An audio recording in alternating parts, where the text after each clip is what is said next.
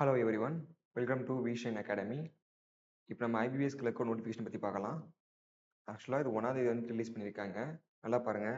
எப்பயுமே எக்ஸாமுக்கு 4 நாளைக்கு, அதாவது நோட்டிஃபிகேஷனுக்கு 4 நாள் அப்போது நம்ம எந்த ஒரு அப்ளிகேஷனும் ஃபில் பண்ணக்கூடாது. நமக்கு 1ஆம் தேதி விட்டுருக்காங்க, 21ஆம் தேதிக்கு நமக்கு டைம் இருக்குது. ஓகேவா? இது ஐபிபிஎஸ் கிளர்க்கு. இதில் மொத்தம் 11 பேங்க் வரும். மொத்தம் 12 பப்ளிக் செக்டார் பேங்க் இருக்குது. அதில் 11 செக்டார் வந்து இதில் ரிலீஸ் பண்ணுவாங்க. எஸ்பிஐ மட்டும் தனியாக வைப்பாங்க. ஓகேவா? இப்போ ரீசெண்டாக தான் எஸ்பிஐ பிஓ முடிஞ்சிருக்கு.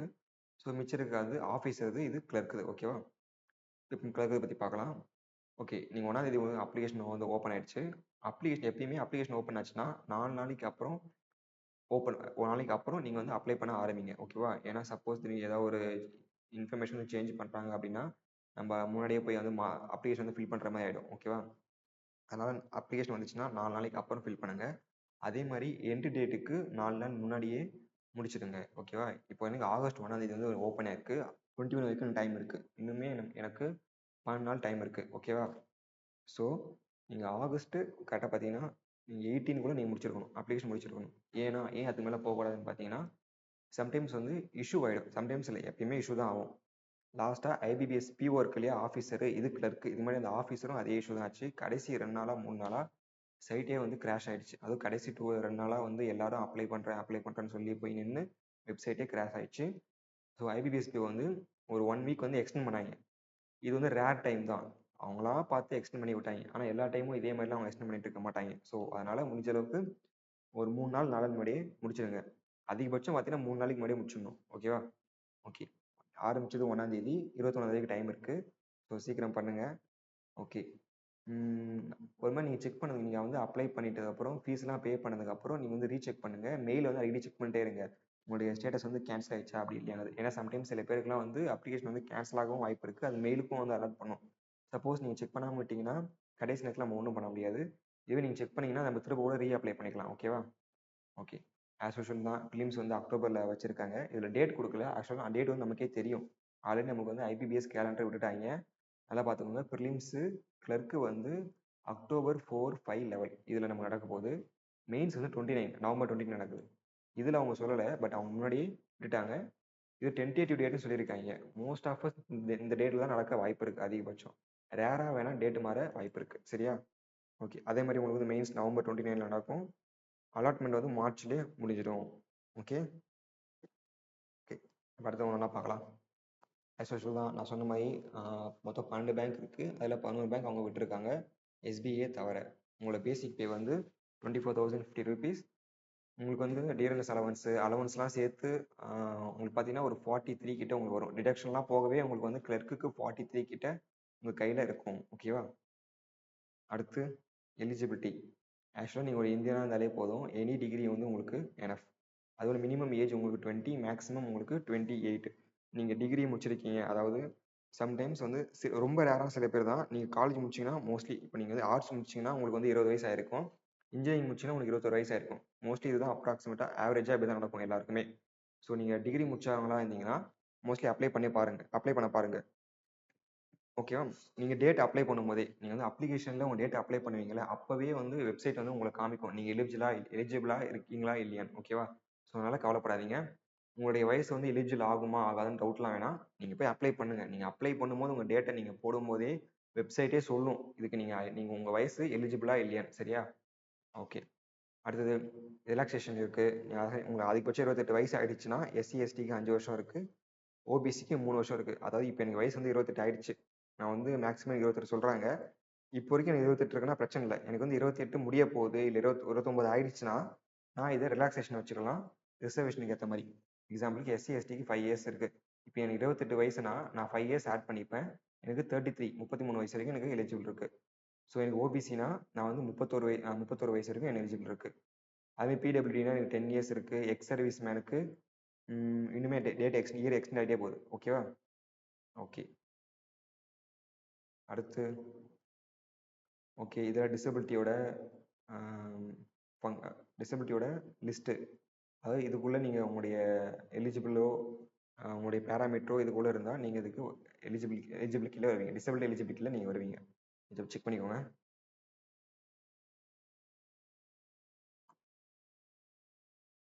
நெக்ஸ்ட் அடுத்து எக்கனாமிக்லி வீக்கர் செக்ஷன்ஸ் பார்த்துக்கோங்க. எஜுகேஷன் குவாலிஃபிகேஷன் எனி டிகிரியே போதும். இப்போ இன்சூரன்ஸ் எக்ஸாம்லாம் பார்த்தீங்கன்னா நீங்கள் வந்து 60 டிகிரிக்கு மேலே வச்சுட்டு இருக்க மாதிரி இருக்கும். அதாவது உங்களுக்கு பெர்சன்டேஜ் வந்து 60 டிகிரி மேலே 60% மேலே வச்சுட்டு இருக்க மாதிரி இருக்கும். ஓகேவா? ஆனால் நம்ம ஐபிபிஎஸ்க்கோ இல்லை எஸ்பிஐக்கோ அதெல்லாம் இன்னும் வைக்கல. இப்போதைக்கு ஜஸ்ட் ஒரு டிகிரி இருந்தால் போதும், any percentage. Okay, next fees payment நல்லா பார்த்துக்கோங்க. எஸ்சி எஸ்டி பிடபிள்யூடி இவங்களுக்குலாம் வந்து 175. அப்புறம் அதர் கேட்டகரி அதாவது ஓபிசி ஜென்ரல் இவங்க எல்லாருக்குமே 850. இது எப்பயுமே வைக்கிற ஃபீஸ் சார்ஜ் தான். அடுத்தது ஸ்ட்ரக்சர். ஆஸ் யூஷுவல் ஸ்ட்ரக்சர் எதுவுமே மாற்றலை. ஃபஸ்ட் ஆச்சு வந்து ஐபிபிஎஸ்க்கோ ஃபஸ்ட் எஸ்பிஐக்கோ இல்லை வந்து மெயின்ஸுக்கும் வந்து பேட்டர்ன் மாற்றிருக்காங்க. ஆனால் இதுக்கு வந்து பேட்டர்ன் மாற்றலை, அதே ப்ரிலிம்ஸ்க்கு அதே பேட்டர்ன் தான். எஸ்பிஐ பியூக்கு வந்து ப்ரிலிம்ஸ் பேட்டர்ன் வந்து கொஞ்சம் மாற்றினாங்க, ஏன்னா இங்கிலீஷோட வெயிட்டேஜ் அதிகமாக வச்சாங்க. ஆனால் இது அப்படி இல்லை. கடந்த ஒரு 3-4 வருஷம் 4-5 வருஷமாக என்ன இருக்கோ அதே ஃபார்மேட் தான் இன்னும் இருக்குது. 30 question 30 mark, numerical ability 35 question 30 mark, reasoning 35 mark, 100 கொடுத்துருக்காங்க. 1 மணி நேரம் தான் உங்களுக்கு எக்ஸாம். மெயின்ஸும் அதே மாதிரி தான், 155 கொஸ்டின் 200 மார்க். ஓகேவா? நல்லா பண்ணுங்க. ஜென்ரல் அவேர்னஸ்க்கு 40 கொஸ்டின் 50 மார்க், ரீசனிங்க்கு 40 கொஸ்டின் 60 மார்க். ஆக்சுவலாக இதில் இன்க்ரீஸ் பண்ணியிருக்காங்க. ஜென்ரல் அவேர்னஸுக்கு மோஸ்ட்லி 40க்கு 40 வரும், இல்லை 50க்கு 50 தான் வரும். இங்கே 40 கொடுத்து 50 மார்க் கொடுத்துருக்காங்க. ஸோ வெயிட்டேஜ் இன்க்ரீஸ் பண்ணியிருக்காங்க கரண்ட் அஃபேர்ஸுக்கு. ஜென்ரல் அண்ட் ஃபினான்ஸ் அவேர்னஸ்ங்கிறது ஒன்றும் இல்லை, கரண்ட் அஃபேர்ஸ் தான். ஓகேவா? கரண்ட் அஃபேர்ஸ் கேட்பாங்க, பேங்கிங் அவேர்னஸ், ஃபினான்ஷியல் அவேர்னஸ் எல்லாமே இதில் அடங்கும். ஸ்டாட்டிக் ஜிகே இது எல்லாமே இதில் அடங்கும். அடுத்தது English 40 question 40 mark, reasoning ability 40க்கு 60 நல்ல வெயிட்டேஜ் தான். அப்புறம் 2 மணி நேரம் எக்ஸாம். ஓகேவா? ஓகே, ஆஸ் யூஷுவல் தான். இப்போ வந்து உங்களுக்கு வந்து லோக்கல் லாங்குவேஜ் கண்டிப்பாக தெரிஞ்சிருக்கணும். நீங்கள் 10th 12th வந்து நீங்கள் வந்து தமிழ் படிச்சிருந்தீங்க. இப்போ நீங்கள் தமிழ்நாட்டில் இருக்கீங்கன்னா உங்களுக்கு தமிழ் கண்டிப்பாக தெரிஞ்சிருக்கணும். 10th 12th மார்க் வச்சுருந்தீங்க, 10th 12th நீங்கள் தமிழ் படிச்சிருக்கீங்க, உங்கள் லாங்குவேஜ் எடுத்துருந்தீங்கன்னா பிரச்சனை இல்லை. உங்கள் சர்டிஃபிகேட்லேயே காமிக்கும் நீங்கள் தமிழ் லாங்குவேஜ் படிச்சிருக்கிறது. ஒருவேளை நீங்கள் தமிழ் படிக்கலை, இங்கிலீஷ் செகண்ட் லாங்குவேஜ் வேறு ஏதாவது எடுத்துருந்தீங்க, தமிழ்நாட்டிலே இருந்தும் நீங்கள் வேறு லாங்குவேஜ் எடுத்துருந்தீங்கன்னா நீங்கள் ப்ரொவிஷனல் டெஸ்ட் எழுதுற மாதிரி இருக்கும். அதாவது லாங்குவேஜ் ப்ரொவிஷனல் டெஸ்ட் எழுதுற மாதிரி இருக்கும். ஓகேவா? ஓகே, அடுத்து ஓகே சொல்ல பார்த்தீங்கன்னா language provision test, local language proficiency test. இது நீங்கள் அட்டன் பண்ணுற மாதிரி இருக்கும். நீங்கள் வந்து செகண்ட் லாங்குவேஜ் அது லோக்கல் லாங்குவேஜ் நீங்கள் படிக்காமல் இருந்திருந்தால். அடுத்து அதே மாதிரி கிளர்க் எக்ஸாம் வந்து மோஸ்ட்லி ஈஸியாக தான் இருக்கும். இப்போ வந்து லாஸ்ட்டாக பார்த்தீங்கன்னா ஐபிபிஎஸ் பிஓ எஸ்பிஐ பிஓ பார்த்தீங்கன்னா ஒரு டஃபாகவே கேட்டிருந்தாங்க. எப்படி சொல்கிறது, கொஸ்டின் பேப்பர் ஈஸி, ஏதாவது ஒரு செக்ஷன் மட்டும் டஃப் பண்ணி கேட்டிருந்தானுங்க. இப்போ எக்ஸாம்பிளுக்கு ரீசனிங்கும் இங்கிலீஷும் ஈஸியாக கேட்டு குவான்ஸ் டஃப் பண்ணியிருந்தாங்க, குவான்ஸும் இங்கிலீஷும் ஈஸியாக கேட்டிருந்து ரீசனிங் டஃப் பண்ணியிருந்தாங்க. ஸோ இந்த மாதிரி டஃப் பண்ணிட்டு இருந்தாங்க. ஆனால் ரீசனிங்லாம் பார்த்தீங்கன்னா எல்லாமே மோஸ்ட்லி பசில் தான் இருந்துச்சு. 5 மார்க்கும் நம்ம தான் மிஸ்லேனியஸ் கொஸ்டின் மாதிரி இருந்துச்சு, மற்ற எல்லாமே பசிலாக இருந்துச்சு. ஆனால் கிளர்க்கெல்லாம் அப்படி வைக்க மாட்டாங்க. குவான்ஸாக இருந்தாலும் சரி, ரீசனிங்காக இருந்தாலும் சரி, இந்த 1 மார்க் மாதிரி மிஸ்லேனியஸ்லாம் வந்து நிறைய வெயிட்டேஜ் கொடுப்பாங்க. ஓகேவா? எக்ஸாம்பிளுக்கு நீங்கள் பார்த்தீங்கன்னா இப்போ ரீசனிங்கில் வந்து குவான்ஸில் வந்து உங்களுக்கு 35 கொஸ்டின் இருக்குன்னா அதில் வந்து கிட்டத்தட்ட ஒரு 25க்கு வந்து நீங்கள் simplification, quadratic equation, missing number, DI இதுவே உங்களுக்கு நீங்கள் பார்க்குற மாதிரி இருக்கும். ஓகேவா? அதேமாதிரி ரீசனிங்கில் பசில் வந்து நீங்கள் ஒரு 4 பசில் பார்க்குற மாதிரி இருக்கும். அதாவது 20 மார்க், மித்த 15 மார்க் வந்து மிஸ்லேனியஸ் கொஸ்டின் 1 மார்க்கே நீங்கள் பார்க்குற மாதிரி தான் இருக்கும். ஓகேவா? அதனால் ஹோப் விட்டுறாதீங்க. ஸ்பீட் ரொம்ப முக்கியம். கிளர்க்கில் ஸ்பீடு தான் ரொம்ப முக்கியம். வேறு என்ன இருக்குது? ஓகே, கைடன்ஸ் அவ்வளோதான். ஓகே, அடுத்தது வேகன்சி பார்க்கலாம். ஆந்திர பிரதேஷ். ஓகே, கர்நாடகாவுக்கு எவ்வளோ கொடுத்துருக்காங்க? கர்நாடகா மொத்தமாகவே 6 வேகன்சி தான் கொடுத்துருக்காங்களா? இல்லை 6 இல்லை, 1170 வேகன்சி கொடுத்துருக்காங்க கர்நாடகாவுக்கு. கேரளாவுக்கு 330, லடாக் தேவைப்படாது. இதெல்லாம் பக்கத்து ஸ்டேட்டு. நம்ம ஸ்டேட் புதுச்சேரி போயிடுவோம், அப்புறம் தமிழ்நாடு போயிடுவோம். என்ஓபி புதுச்சேரி மொத்தம் 19 வேகன்சி கொடுத்துருக்காங்க. அதேமாதிரி இந்தியன் பேங்க்கும் யூனியன் பேங்க்கும் இன்னும் ரெக்கமெண்ட் பண்ணலை. அப்படின்னா இவங்க ஃபியூச்சரில் வேகன்சி விடுவாங்க. மோஸ்ட்லி இந்தியன் பேங்க்லாம் மோஸ்ட்லி வேகன்சி விடுவாங்க. விட்டாங்கன்னா 20க்கு மேலே 20-30 கிட்ட தோடும், 20க்கு மேலே போகும். ஓகேவா? அதே மாதிரி நம்ம தமிழ்நாட்டுக்கு பார்த்தீங்கன்னா 894 வேகன்சி விட்டுருக்காங்க. ஓகே, அதே மாதிரி நம்மளும் இந்தியன் பேங்க்கும் union bank of India, UCO bank, union bank இல்லை, யூகோ பேங்க்கும் விடலை. இந்தியன் பேங்க் நல்ல வேகன்சியை விடுவாங்க. விட்டாங்கன்னா 900 மேலே போகும், 900 1000 தொடலாம். ஓகேவா? ஓகே, ஏன்னா இந்தியன் பேங்க் வந்து இருக்க ஹெட் குவார்ட்டர்ஸே வந்து சென்னை தான். இந்தியன் பேங்க்கும் சரி, ஐஓபியும் சரி, இருக்கிறதே ஹெட் குவார்ட்டர் வந்து சென்னை தான். ஸோ கண்டிப்பாக ஃபியூச்சரில் நல்ல வேகன்சி அவங்க விடுவாங்க. விட்டாங்கன்னா 900+ போகலாம். 100 வேகன்சியும் 1000 வேகன்சியும் தொடும். ஓகே. ஓகே. அப்போ உத்தரகாண்ட் இதெல்லாம் தேவைப்படாது. ஓகே. ஆக்சுவலாக உங்களுக்கு சென்டர் பிலிம்ஸில் நீங்கள் எங்கெங்கெல்லாம் நம்ம ஊரில் சென்டர் இருக்குது, மெயின்ஸ் எங்கெல்லாம் சென்டர் இருக்குதுன்னு பார்த்துக்கலாம். புதுச்சேரிக்கு மெயின்ஸ் பிலிம்ஸ் ரெண்டுமே புதுச்சேரி தான். தமிழ்நாட்டுக்கு பாருங்கள் பிலிம்ஸ் நிறைய இடம் இருக்குது. மெயின்ஸுக்கு சென்னை, கோயம்புத்தூர் செலக்டிவான பிளேஸ் தான் இருக்குது. உங்களுக்கு எது கிட்டேயோ இல்லை உங்களுக்கு எது சிஸ்டம்லாம் நல்லா இருக்கும் நீங்கள் நினைக்கிறீங்களோ அங்கே போங்க. ஏன்னா சில ஏரியாலலாம் சிஸ்டம் வந்து பிரச்சனை இன்னுமே இருக்குது. நம்ம ஐபிபிஎஸ் கிட்ட என்னதான் நம்ம குரீஸ் வச்சாலுமே சரி, சில காலேஜ்லேயோ இல்லை டவர்ஸ்லேயோ சிஸ்டம் வந்து இன்னும் கொஞ்சம் ரிப்பேராக தான் இருக்குது. உங்களுக்கு வந்து இந்த ஸ்டேட்லேயோ இந்த டிஸ்ட்ரிக்ட்லேயோ இல்லை இந்த காலேஜ்லேயோ உங்களுக்கு போட்டால் சிஸ்டம் நல்லா இருக்காதுன்னு தெரிஞ்சிச்சுன்னா உங்களுக்கு தூரமாக இருந்தாலும் பரவாயில்ல. ஈவன் சென்னை, கோயம்புத்தூர், நாமக்கல், மதுரை, திருச்சி இந்த மாதிரிலாம் 100 தூரமாக இருந்தாலும் பரவாயில்ல. அங்கே போய் சென்டரை போடுங்க.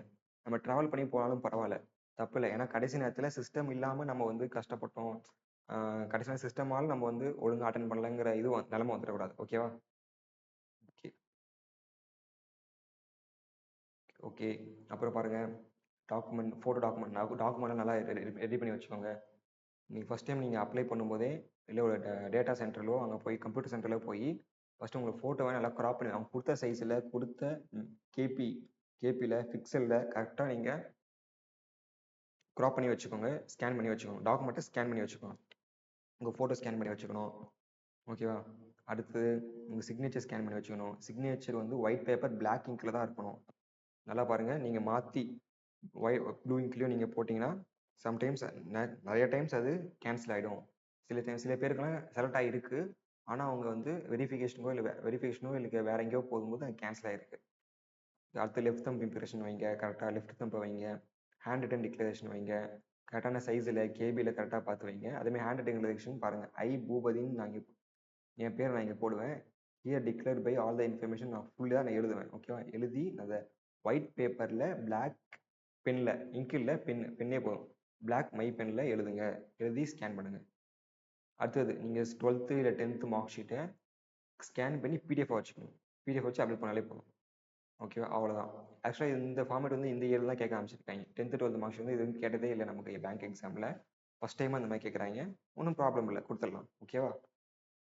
ஓகே. எல்லா டாக்குமெண்ட்டும் ஸ்கேன் பண்ணி வைங்க. எல்லா டாக்குமெண்ட்டையும் மினிமம் 200 DP வைங்க.